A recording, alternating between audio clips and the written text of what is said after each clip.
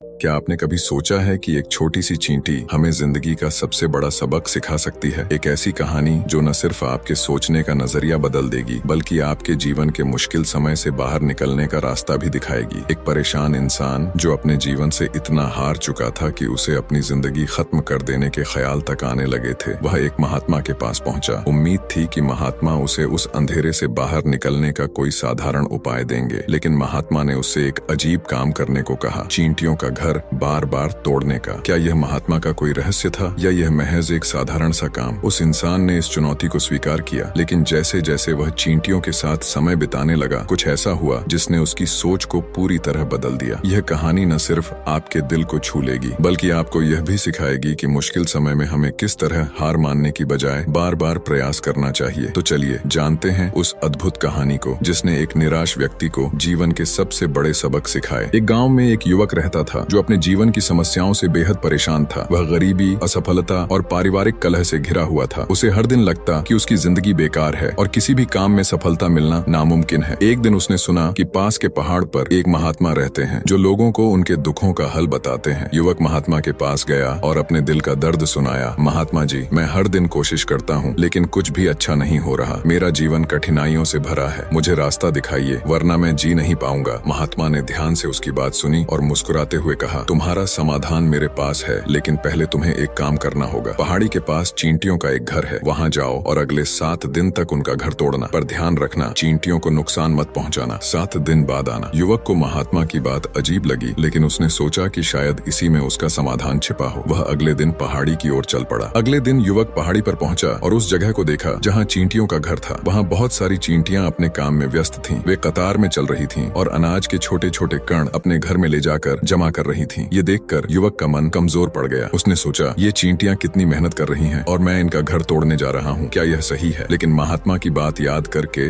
उसने अपना संकोच त्याग दिया। उसने चींटियों का घर तोड़ना शुरू कर दिया। थोड़ी ही देर में चींटियां इधर उधर भागने लगी। उनका घर बिखर गया। चींटियां डर से छिपने लगी। युवक को यह सब देखकर अजीब सा महसूस हुआ। उसका मन दुखी हो गया, लेकिन उसने सोचा कि महात्मा ने ऐसा करने को कहा है तो इसमें जरूर कोई उद्देश्य होगा। वह वापस अपने घर लौट आया। रात में सोते वक्त उसे चींटियों की हालत याद आने लगी। वह सोचने लगा, क्या मैं सही कर रहा हूँ? क्यों महात्मा ने मुझसे यह काम करवाया है? लेकिन उसने तय किया कि वह महात्मा के निर्देशों का पालन करता रहेगा और अगले दिन फिर पहाड़ी पर जाएगा। तीसरे दिन युवक पहाड़ी पर पहुंचा। उसने देखा कि जिस जगह उसने चींटियों का घर तोड़ा था वहाँ अब फिर से उन्होंने अपना नया घर बना लिया था। यह देखकर वह चकित रह गया। उसने सोचा, ये चींटियां कितनी जिद्दी हैं। इन्हें पता है कि मैंने इनका घर कल ही तोड़ा था, फिर भी ये यहीं पर फिर से बस गईं। युवक के मन में गुस्सा आया, लेकिन महात्मा की बात याद कर उसने एक बार फिर घर तोड़ने का निश्चय किया। उसने सावधानी से चींटियों का घर तोड़ दिया ताकि किसी चींटी को नुकसान न हो। चींटियां इधर उधर भागने लगी। युवक ने इस बार वहाँ ठंडा पानी भी डाल दिया ताकि वे दोबारा वहाँ घर न बना सकें। जब वह वापस लौटा तो उसका मन पहले से भी अधिक बेचैन था। वह सोचने लगा, क्या मैं इन मासूम चींटियों के साथ अन्याय कर रहा हूँ? क्या महात्मा सही करवा रहे हैं? लेकिन मैंने वादा किया है तो काम पूरा करूंगा। उस रात भी उसने सोचते सोचते खुद को समझाया कि महात्मा की बातों में कोई गहरा अर्थ छिपा है जिसे वह धीरे धीरे समझ पाएगा। उसने अगले दिन फिर पहाड़ी पर जाने का निश्चय किया। चौथे दिन युवक पहाड़ी पर पहुंचा। इस बार उसने देखा कि चींटियों ने फिर से एक नया घर बना लिया था। उनका घर पुराने घर से थोड़ी दूरी पर था। चींटियां अपने काम में व्यस्त थीं, अनाज के टुकड़े इकट्ठा कर रही थीं और घर को और मजबूत बना रही थीं। यह देखकर युवक को आश्चर्य हुआ। उसने सोचा, ये छोटी छोटी चींटियां कितनी मेहनती हैं। मैं उनका घर बार बार तोड़ रहा हूँ लेकिन वे हार नहीं मानती। हालांकि उसका मन दया से भर गया, लेकिन उसने महात्मा की बात का पालन करने का फैसला किया। वह सावधानी से बिना किसी चींटी को नुकसान पहुंचाए उनका घर फिर से तोड़ने लगा। इस बार घर तोड़ने में उसे पहले से अधिक समय लगा क्योंकि उसने बहुत ध्यान से यह काम किया। घर तोड़ने के बाद युवक का मन भारी हो गया। उसने सोचा, मैं इन चींटियों को बसने ही नहीं दे रहा हूँ। मैं कितना निर्दयी हूँ। लेकिन फिर उसने महात्मा के निर्देशों को याद किया और अपने काम को पूरा करने का निश्चय किया। रात में वह अपने घर लौट आया। सोने से पहले वह सोचने लगा, ये चींटियां इतनी छोटी होकर भी कितनी मजबूत हैं। क्या मैं भी अपने जीवन की समस्याओं के सामने इसी तरह डटा रह सकता हूँ? यह सवाल उसके मन में बार बार गूंजता रहा। 5वें दिन युवक पहाड़ी पर पहुंचा। उसने देखा कि चींटियों ने फिर से एक और नया घर बना लिया था। इस बार उनका घर पहले से भी बड़ा और मजबूत था। चींटियां और भी उत्साह से काम कर रही थीं। उन्हें देखकर युवक के मन में गहरा विचार उमड़ने लगा। उसने सोचा, ये छोटी छोटी चींटियां कितनी जिद्दी और मेहनती हैं। मैं बार बार उनका घर तोड़ रहा हूँ लेकिन हर बार ये और बेहतर घर बना लेती हैं। फिर भी उसने महात्मा के आदेश का पालन करने का निश्चय किया। वह घर तोड़ने के लिए आगे बढ़ा। इस बार उसका मन और ज्यादा बेचैन था, क्योंकि वह देख रहा था कि चींटियां कितनी मेहनत कर रही थीं, लेकिन उसने अपने भावनाओं को काबू में रखा और सावधानी से उनका घर तोड़ दिया। घर टूटने के बाद उसने देखा कि कुछ चींटियां अनाज के टुकड़े उठाकर सुरक्षित जगह पर ले जा रही थीं। यह देखकर युवक का मन और भारी हो गया। उसने सोचा, इन चींटियों में हार मानने का नाम ही नहीं है। मैं इनका घर तोड़ता हूँ, फिर भी ये हर बार अपनी मेहनत और एकता से एक नया घर बना लेती हैं। वह भारी मन से अपने घर लौटा। उस रात उसने सोचा, महात्मा मुझसे यह काम क्यों करवा रहे हैं? क्या यह मुझे कुछ सिखाने का प्रयास है? शायद इन चींटियों से मैं कुछ सीख सकता हूँ। लेकिन क्या? ये सवाल उसे सोने नहीं दे रहा था। छठे दिन युवक फिर से पहाड़ी पर पहुंचा। इस बार उसने देखा कि चींटियों ने पहले से भी अधिक ऊर्जावान होकर फिर से एक नया घर बना लिया था। उनका घर अब और भी सुंदर और व्यवस्थित था। चींटियां न केवल अनाज इकट्ठा कर रही थीं, बल्कि अपने घर को और मजबूत बनाने में भी जुटी हुई थीं। युवक ने सोचा, ये चींटियां कितनी अद्भुत हैं। मैं हर बार इनका घर तोड़ता हूँ, लेकिन यह न तो घबराती हैं और न ही हार मानती हैं। इनका धैर्य और मेहनत इंसानों के लिए एक बड़ी सीख है। फिर भी महात्मा के निर्देशों को याद करते हुए उसने उस घर को तोड़ने का निश्चय किया। इस बार घर को तोड़ते समय वह और अधिक सावधान था, ताकि किसी भी चींटी को चोट न पहुंचे। जैसे ही उसने घर तोड़ा, चींटियां फिर से चारों ओर बिखर गईं और अनाज के टुकड़ों को बचाने की कोशिश करने लगी। युवक का दिल भर आया। उसने सोचा, मैं क्यों बार बार इन मेहनती जीवों को दुखी कर रहा हूँ? क्या महात्मा मुझसे सही काम करवा रहे हैं, या फिर यह सब मेरी परीक्षा है? रात में वह घर लौटा, लेकिन इस बार उसका मन पूरी तरह से उलझन में था। उसने ठान लिया कि अगले दिन वह महात्मा से इन सवालों का जवाब मांगेगा। सातवें दिन युवक एक नई सोच के साथ पहाड़ी पर पहुंचा। इस बार वह चींटियों को घर बनाते देखकर और भी प्रभावित हुआ। चींटियां पहले से भी अधिक ऊर्जा और उत्साह के साथ काम कर रही थीं। उन्होंने फिर से एक नया घर बना लिया था और उनकी मेहनत पहले से कहीं अधिक स्पष्ट दिख रही थी। युवक ने खुद से कहा, मैं कितना भी प्रयास करूं, ये चींटियां हार नहीं मानती। इनमें कुछ खास है। लेकिन महात्मा के आदेश याद करके उसने फिर से उनके घर को तोड़ने की तैयारी की। इस बार घर तोड़ते वक्त कुछ चींटियां उसके पैरों के नीचे आ गईं और उन्हें चोट लग गई। यह देखकर युवक के मन में गहरा पश्चाताप हुआ। उसने सोचा, मैं क्यों इन मासूम जीवों को कष्ट पहुंचा रहा हूँ? ये तो सिर्फ अपना जीवन जीने और अपने परिवार के लिए खाना जुटाने का प्रयास कर रही हैं। घर तोड़ने के बाद वह वापस अपने घर गया, लेकिन इस बार वह अत्यधिक दुखी और बेचैन था। रात को वह सो नहीं पाया। उसने खुद से सवाल किया, मैं क्यों बार बार इनका घर तोड़ रहा हूँ? क्या मेरी इस हरकत से कुछ हासिल हो रहा है? शायद महात्मा मुझे एक गहरी सीख देने की कोशिश कर रहे हैं। उसने ठान लिया कि अगले दिन वह पहाड़ी पर केवल चींटियों की मदद करेगा। उसने आटे का एक छोटा बर्तन उठाया और चींटियों को भोजन देने के लिए तैयार हो गया। आठवें दिन युवक पहाड़ी पर पहुंचा, लेकिन इस बार उसके हाथ में आटे का एक छोटा बर्तन था। जब वह वहां पहुंचा तो उसने देखा कि चींटियां एक बार फिर से अपने नए घर को बनाने में लगी हुई थीं। वे पूरे समर्पण और मेहनत से अनाज के कण इकट्ठा कर रही थीं और अपने घर को मजबूत बना रही थीं। युवक ने सोचा, आज मैं इनके घर को नहीं तोड़ूंगा। इनसे मुझे इतना कुछ सीखने को मिला है कि अब इन्हें और कष्ट देना मेरे लिए संभव नहीं। उसने चींटियों के पास जाकर बड़े ही प्रेम और करुणा से उनके रास्ते में आटा डाल दिया। चींटियां आटे को देखकर चारों ओर दौड़ने लगी। कुछ ही देर में उन्होंने आटे के छोटे छोटे टुकड़े उठाकर अपने घर में ले जाना शुरू कर दिया। युवक के चेहरे पर एक संतोष भरी मुस्कान आ गई। उसने सोचा, मैंने आज पहली बार इन्हें मदद पहुंचाई है। यह सचमुच बहुत सुकून देने वाला अनुभव है। उस दिन युवक पहाड़ी पर बैठकर लंबे समय तक चींटियों के काम करने को देखता रहा। उसने महसूस किया कि ये छोटी छोटी चींटियां एक बड़ा संदेश देती हैं। कभी हार मत मानो, चाहे परिस्थितियां कितनी भी कठिन क्यों न हो। रात को वह घर लौटा तो पहली बार उसके मन में शांति थी। उसने सोचा, महात्मा ने जो भी किया शायद मुझे इस बात को समझाने के लिए किया कि मेहनत, समर्पण और हार न मानने का जज्बा जीवन की असली कुंजी है। कल मैं उनसे जाकर अपनी यात्रा का अनुभव साझा करूंगा।